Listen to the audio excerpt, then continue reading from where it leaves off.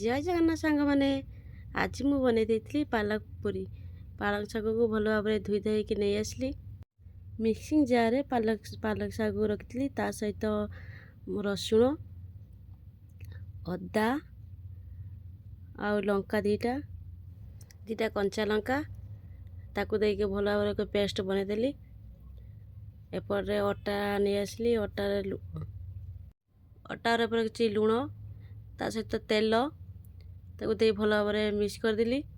ଆଉ ଏପଟେ ଯେଉଁ ପେଷ୍ଟ ବନେଇଥିଲି ତାକୁ ଅଟାରେ ମିକ୍ସ କରିକି ଅଟାକୁ ଭଲ ଭାବରେ ଚକଟି ଦେଲି। ତାକୁ ଚକଟି ସାରିଲା ପରେ 2 ମିନିଟ୍ ରେଷ୍ଟ କରିବାକୁ ଛାଡ଼ିଦେଲି।